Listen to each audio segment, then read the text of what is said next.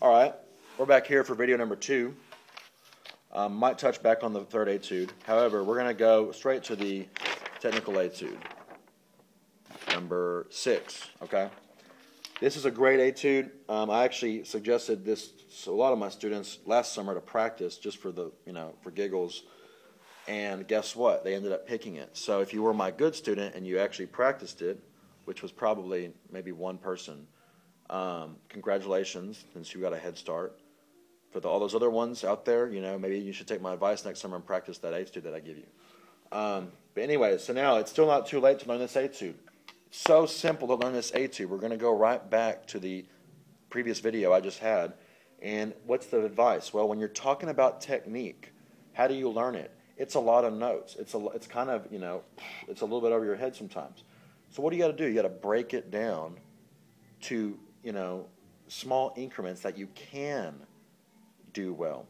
Playing clarinet or anything, when you're practicing, what do you want to do? Do you want to practice something and you want to make it sloppy? What's going to happen? On the performance, it's going to be sloppy.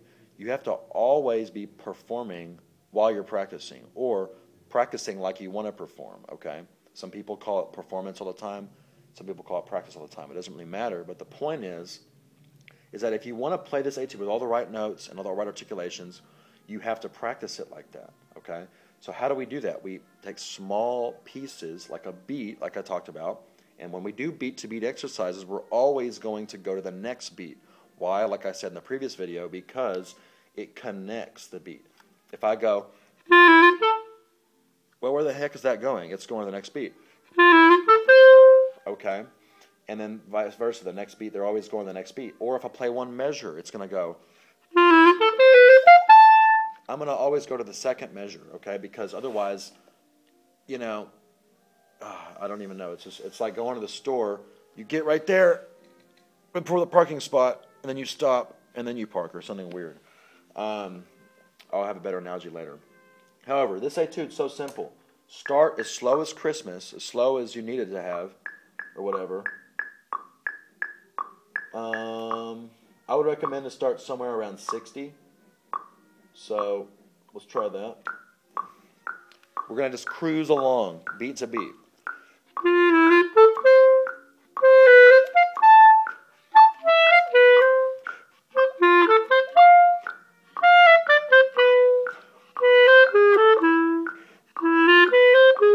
I can do the whole piece, but I don't need to. That's what you should be doing. So after you've done beat to beat, but I skipped a step. Don't just do beat to beat. Do the beat, then the next beat. I want you to do each beat 20 times, 50 times, 100 times. And there's several variables here. What are my variables? Tempo and length of the music that I'm playing. Okay, so I can play at this tempo, and I can play a lot.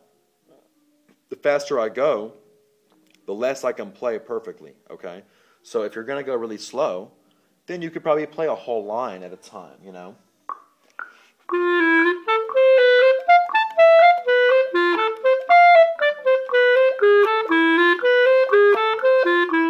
Okay, and you want to repeat that 10 times in a row. Or I could go a lot faster. I could go at tempo,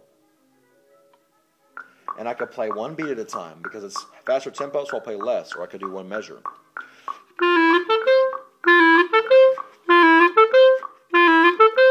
You need to do this repeatedly. You need to do it repeatedly until it's literally ingrained in your fingers. That's what we're doing. We're doing muscle memory. You want it so ingrained in your fingers so when you get to the audition, you don't even think. You just do. That's what it's all about, achieving this Zen state. You practice so much the correct way so that when it's time for the performance, there's nothing else to do but the correct thing because that's what you've been training yourself to do. Okay? So, in this situation, we're taking it at tempo, and we're going to play each beat 5 times.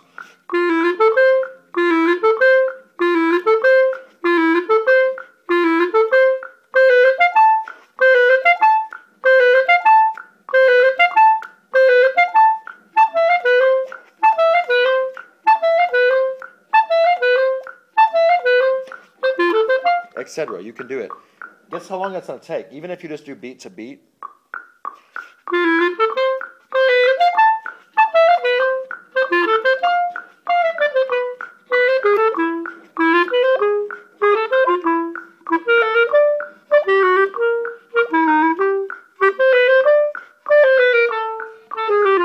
What is it doing? It's training you, like I said, every beat. What are you doing when you finish? Are you just staring at the wall? Are you thinking about playing soccer later? No. What you should be doing is, as soon as you finish that beat, guess what? You're already looking at the next beat, and that rest you have, you're studying it so you can play it perfectly. So as you start to play it all together, like I said, you're training yourself so you always are looking slightly ahead. We all know, even professionals, we sat in the orchestra, we sat in the chamber music, and we've been reading our part, and if it's difficult, what do? Sometimes we tense out, we freak out, but what do we have to tell ourselves? Just keep your eyes looking a little bit ahead, especially if you're transposing or something like that. And you're always going to know, man, it is easier. I just have to keep my eyes ahead. I have to be more ready. I have to, be ready for the ditch in the road. I can't be driving like this. Okay? So that's my main advice on this etude. My other big pieces of advice: use the right hand whenever possible. This motion right here is all connected to the right hand. Those fingers are connected. Don't use left hand. That's using left brain colliding against right brain. And, I'm just telling you the things that I think are going to make it easier for you. Of course, there's more than one way to skin a cat.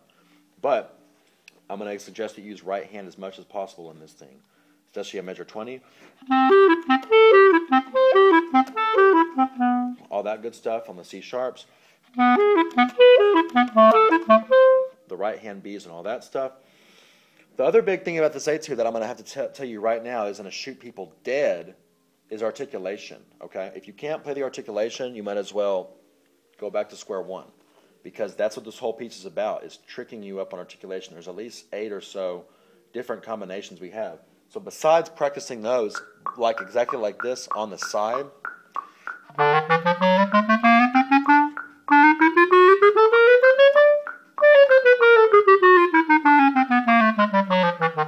next,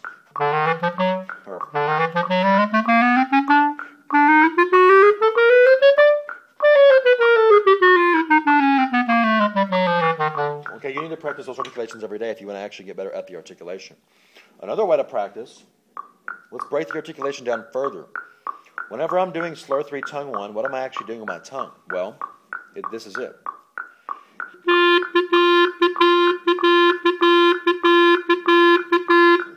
When I clench my fingers together, that symbolizes where you should be returning your tongue back to the reed so you're ready for the staccato. The rule of thumb is that whenever you have a slur, if you have a staccato following it, you want to have the end of the slur match what the staccato is going to, the end of the staccato will be. You know what I'm saying? So we're not going to play. No, we're going to play. We're going to leave a little lift, a little skip, a little clip off of the slur. So we want to practice that. We want to hear that little clip while we're playing our open G.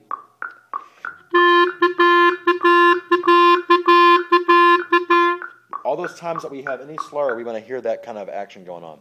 So whenever we play the beginning, I could practice this right now. And if you can't do this, you need to practice this, because you should be able to do this pretty easily. I'm going to use an open G, use any note you like, and I'm going to use just the tongue, and then I'm going to finger. I'm going to just use the tongue for once, and I'm going to show you, then I'm going to use the fingerings.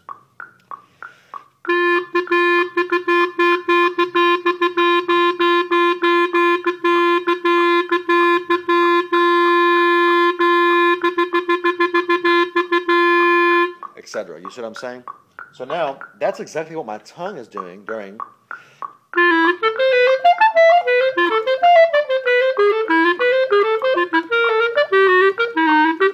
Okay? So then, I want to practice those together. So what am I going to do?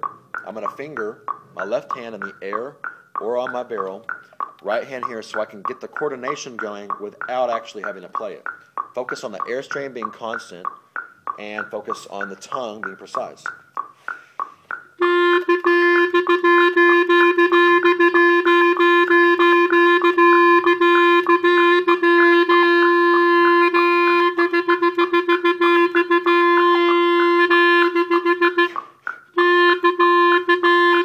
You see what I'm saying?